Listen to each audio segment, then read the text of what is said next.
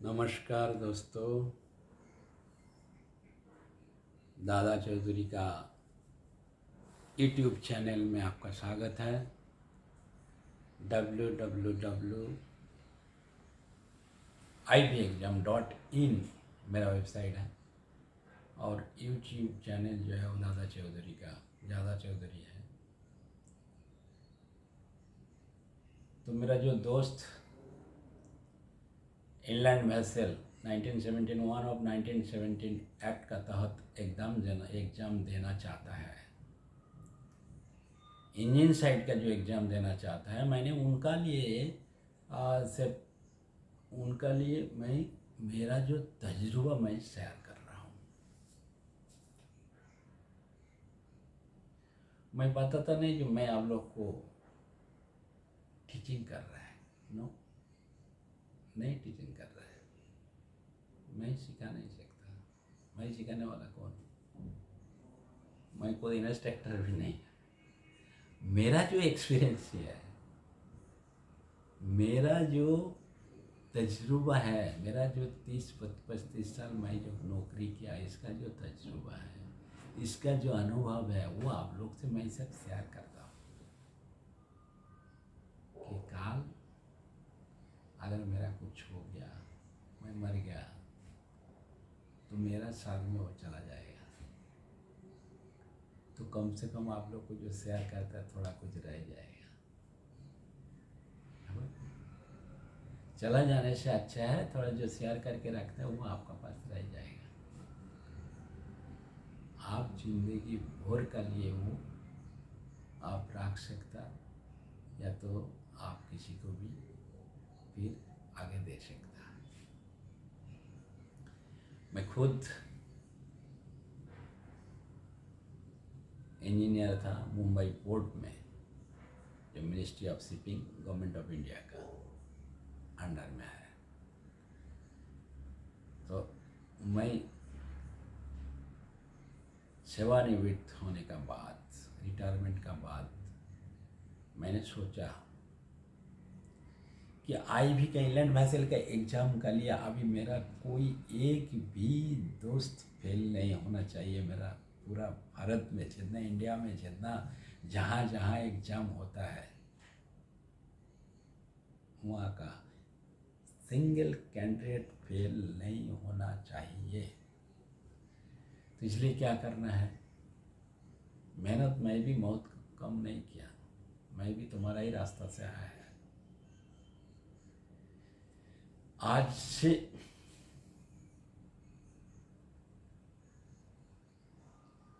30 साल तक मैं 1980 से लेके 30-35 साल तक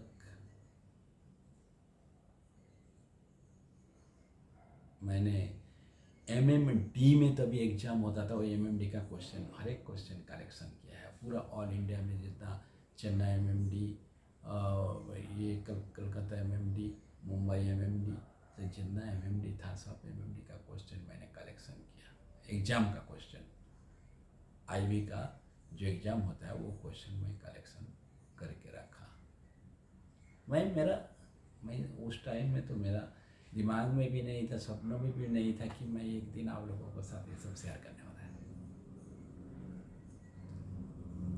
लेकिन मेरा जो ध्यान है, और मेरा एक डायरी लिखने का भी शौक है, डायरी में लिख के रखता था। कुछ क्वेश्चन करेक्शन किया, डायरी में लिख के रखता था। तो वो मैं कब रेडी किया, क्वेश्चन का बैंक तैयार किया, वो मेरा साथ में एक कृष्णा बशवत करके मेरा साथ में मेरा असिस्टेंट था। तो वो मुझे बहुत साथ दिया। जब मैं सर्विस में था, जब टाइम मिलता था, और उनका भी एग्ज़ाम देने का था, तो उस टाइम में तो मैं बोला ठीक है, मैं चलो तुम लोग को सिखाते हैं। तो उसने मेरा बहुत साथ दिया, मेरा साथ में बैठ बैठ के क्वेश्चन जो मैं बोलता था वो लिखता था, और लिखने के बाद सी फेयर ट्रस्ट में जब ये लोग एग्ज़ाम लेने का शुरू किया, इनके पास क्वेश्चन का इतना साठा नहीं था, तो कैसे एग्ज़ाम लेगा, क्या लेगा, किसको कौन सा क्वेश्चन है, वो मेन प्रॉब्लम था। मैं तो क्वेश्चन मेरा दे दिया था। हमको ये भी बोला गया था कि तुम्हारा जो पैसा चाहिए तो बताइए, मैं उसका कीमत दे दूँ। नहीं, मैंने नहीं लिया। मैंने एक पैसा सीफेयर ट्रस्ट से नहीं लिया, लेकिन आज भी संबंध उतना ही है जो श्याम कुमार साहब है, जो आज बर्मन साहब है, जो सुब्रत मुखर्जी साहब था। ये लोगों के साथ मेरा जो रिलेशन है आज भी बरकरार है। आज भी कैप्टन सुब्रत मुखर्जी कलकत्ता में है, लेकिन आज भी कभी मुझे फ़ोन करता है। श्याम कुमार साहब का साथ भी मेरा बात होता है, उतना ही फ्रेंडशिप, उतना ही वही रिलेशन अभी भी है। तो प्लीज़ हम जो शेयर कर रहे हैं आप लोग का साथ में क्वेश्चन, अगर किसी का अगर है इकोनॉमिक कंडीशन अगर अच्छा है, टाइम भी है, तो आप इंस्ट्रक्टर के पास जा सकते हैं। कोई भी इंस्ट्रक्टर है, मुंबई में बहुत बड़े बड़े क्लासेस हैं, क्लासेस में जाके आप क्लास कर सकते हैं। आकाश क्लासेस है, सब बहुत बड़े बड़े क्लासेस हैं, आप जा सकता है। लेकिन जिनका पास साधन नहीं है, जो जहाज़ से उड़ नहीं सकता, जो बाढ़ से उड़ नहीं सकता, जो जो पब्लिक लॉन्च में, पैसेंजर लॉन्च में उड़ नहीं सकता, वो कहाँ जाएगा? वो जाने के लिए उसका रास्ता नहीं है। गरीब है बेचारी, पैसा भी दे नहीं सकता, 30,000 35,000 वो नहीं दे सकता। तो उसका लिए ये वीडियो है। ये वीडियो अगर वो देखते रहेगा तो उसको एग्ज़ाम में वो फेल नहीं होगा, ये तो वादा है मेरा। तो 100% गारंटी है। तुम अगर ठीक से अगर मेरा वीडियो देखे, अगर ये बारीक बारीक कण भी आपको अगर याद रखे, तो आप कभी फेल नहीं होगा, ये मेरा वादा है। आप ठीक से देखिए, आप ध्यान से देखिए, हर एक क्वेश्चन देखिए। अगर आपको डाउटफुल है तो पूछिए, जो मेरा डाउटफुल है। हाँ, वो लोग अगर 30-35 हज़ार रुपया लेते हैं तो मैं पैसा नहीं लेता किसी से, एक पैसा नो, नहीं लेता है। लेकिन मेरा ये जो नेट खर्चा होता है यूट्यूब का लिए, वेबसाइट के लिए, अगर 5 आदमी को अच्छा होता है, मेरा दोस्त लोग को अच्छा होता है, क्वेश्चन करता है, तो उनका लिए पास हो जाओ। पहले होगा तो उसका पैसा देने का, किसी को पैसा देने का कुछ जरूरत नहीं, पास हो जाओ, आपका पास टिकट घर में आ जाएगा, मिलने दो, सर्विस में लग जाओ। उसको बाद मेरा जो मामूली जो नेट खर्चा है ना, 3 से 5 हज़ार तक जो नेट खर्चा है, 3-4 हज़ार 5 हज़ार रुपये वो दे देना, नेट खर्चा दे बस। इसलिए नेट खर्चा इसलिए मैं मांगता है, बराबर। नेट खर्चा मैं इसलिए मांगता है, जो आपका जैसा और हजारों साथी एग्ज़ाम देने का लाइन में खड़ा है, वो लोगों का लिए, उन लोगों का लिए ये मांगता है, क्योंकि हम आगे का नेट भर सकता है, बराबर। तो दे देना, कभी देना जिस दिन आप सर्विस में लागोगे। अगर आपको मन में है दे दें, आपका मन में नहीं है देने का नहीं, मत। आजकल फ्रॉड बहुत होता है, बहुत चलता है। मैं आपको पास करा दूंगा, मैं आपको ये करा दूंगा, मैं आपको सर्टिफिकेट दिला दूंगा। मेरा जितना अनुभव है, मेरा अनुभव से जो सीफेयर ट्रस्ट जो काम करता है, महाराष्ट्र मैरीटाइम बोर्ड का अंडर में काम करता है, डीजी शिपिंग का परमिशन में महाराष्ट्र मैरीटाइम बोर्ड का अंडर में जो काम करता है, बेस्ट काम करता है, बेस्ट। और उसका अंदर स्पेशली मैं श्याम कुमार साहब जी का नाम लूँगा, जिसने ऑपर मेहनत करता है, बहुत मेहनत करके सीफेयर ट्रस्ट को खड़ा किया है। चीफ एयर ट्रस्ट है, सब कैप्टन लोग जितना है, जितना उनको बॉडी है, सबको लिए सलाम है, बहुत अच्छा काम करता है। लेकिन उसका अंदर जो श्याम कुमार जी है, मैं फिर एक बार बोलता हूँ, अगर मुझे कोई कैप्टन भी पता है, आप उनको अकेला का नाम लिया, हम लोग को नाम नहीं लिया, लेकिन सॉरी, श्याम कुमार साहब जी जो काम करता है, जो मेहनत करता है, वो कोई कर नहीं सकता। इतना मेहनत तो मेरे ख्याल से दूसरा लोग उसमें पैसा से कीमत उसका नहीं होता है, मन से करता है, दिल से करता है मेहनत। और IB एग्ज़ाम का, IB का लिए एग्ज़ाम बंद हुआ था, जो एग्ज़ाम वो एग्ज़ाम चालू कराया, वो सर्टिफिकेट बंद हुआ था, वो सर्टिफिकेट देने का काम शुरू कराया DG शिपिंग से बात करके। अभी भी एक डिस्प्यूट है, अभी भी एक डिस्प्यूट है। वो डिस्प्यूट मैंने भी चालू किया है, लेकिन वो कब तक ये होगा मालूम नहीं, सॉल्व होगा। वो डिस्प्यूट क्या है, जो इंजीनियर है, certificate of competency as engineer of an inland vessel, वो सर्टिफिकेट का पहले जो सर्टिफिकेट था, जो 1917 में जब शुरू हुआ था एग्ज़ाम, वो एग्ज़ाम का जो सर्टिफिकेट था उसमें कोई हॉर्स पावर मेंशन नहीं था। लेकिन बाद में लाइसेंस टू एक्ट, जहाँ पे कलकत्ता में देता था लाइसेंस ड्राइवर करके, फिर यहाँ पे देता था license to act as engineer करके, और जो इंजीनियर IB है, license to act as engineer नहीं है, जो certificate of competency as engineer of an inland vessel, जिसके कोई हॉर्स पावर लिमिट नहीं है। लेकिन यहाँ पे license to act as engineer या तो certificate of competency as engineer IB, वो देते हुए भी 960 bhp मेंशन कर देता है, 960 bhp मेंशन कर देता है। ये होना नहीं चाहिए,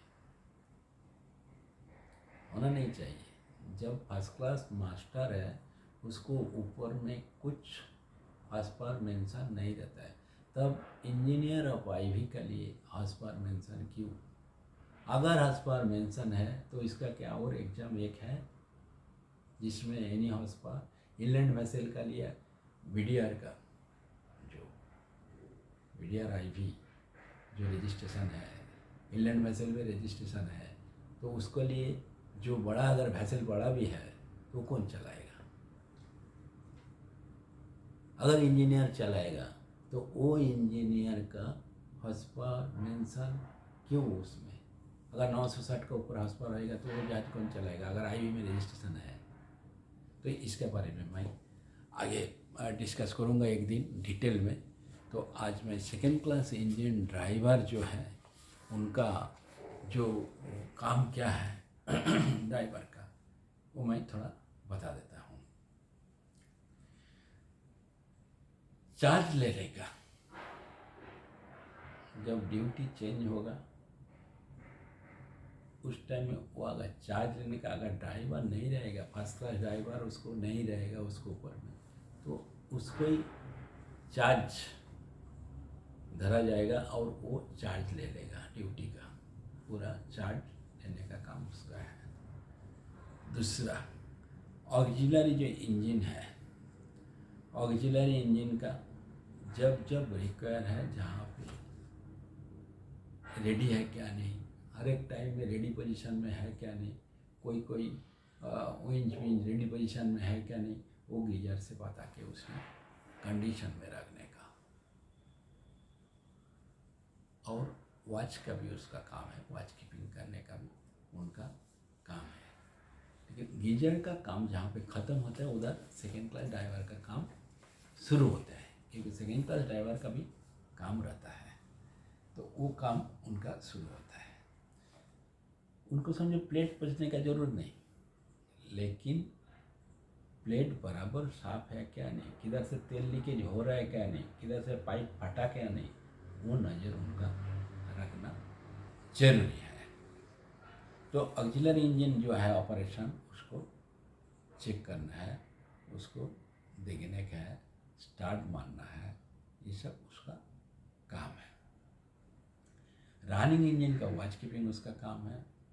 oil level, water level tank का और जो है जब ज़रूरत पड़ता है वाटर लेवल और पानी का लेवल बराबर रखने का।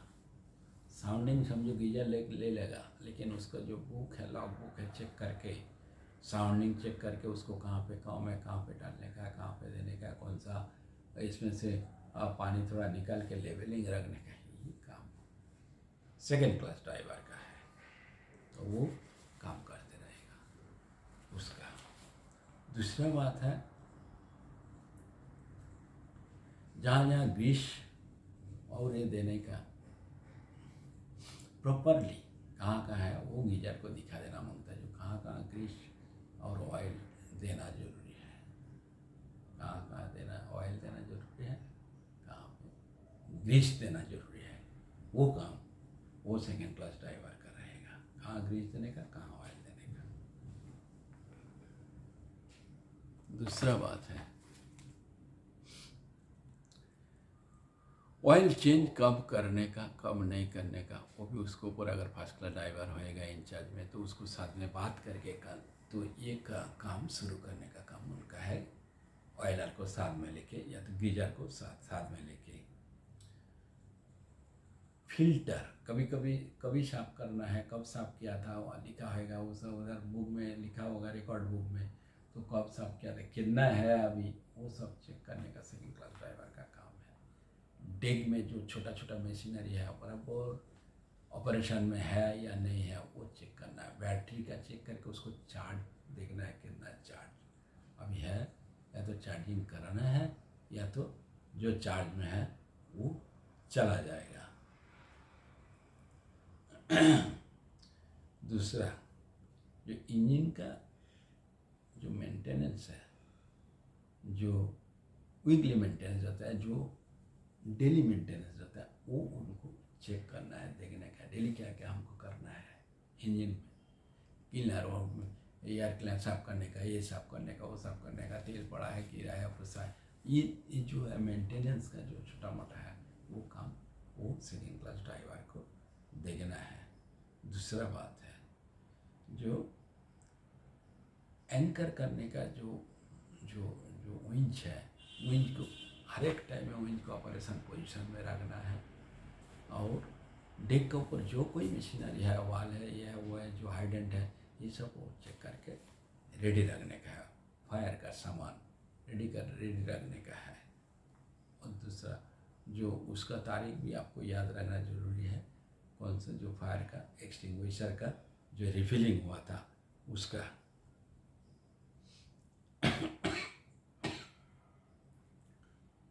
ग्रीस ऑयल कहाँ देने का, वो गीजर का लिए उसको निकाल के रखना पड़ेगा। निकालने के बाद कहाँ देने का वो सेकेंड क्लास ड्राइवर वो बताते रहेगा जो कहाँ देना है।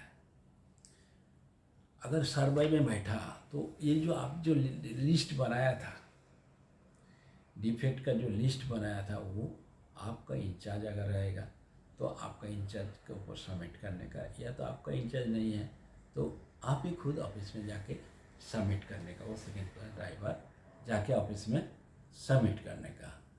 इंडियन स्टोर ये जो है, ये लेने का काम आपका है। वो कैसा लेने का, किसका असिस्टेंट लेने का, वो काम आपका है।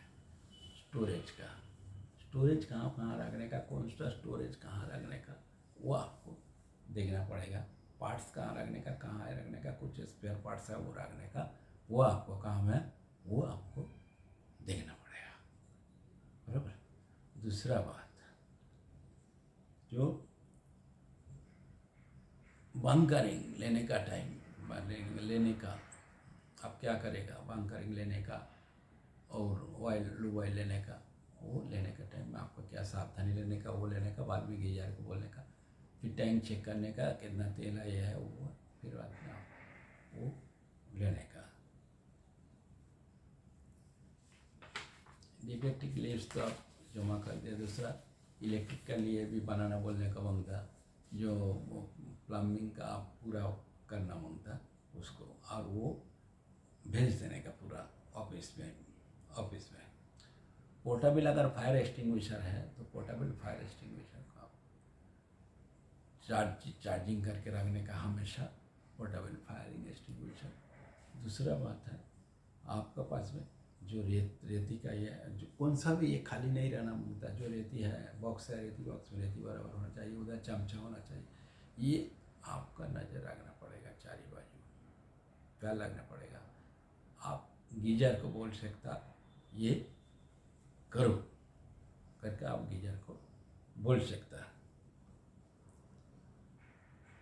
दूसरा बात, ऑफिस का साथ में आपका अगर सीनियर बोला, फर्स्ट क्लास ड्राइवर है अगर ऊपर में, तो बोला अगर कुछ लेटर वगैरह डिस्पैच करना है तो आपको जाना पड़ेगा। ऑफिस में कुछ लेटर देने का तो आपको वो देना पड़ेगा।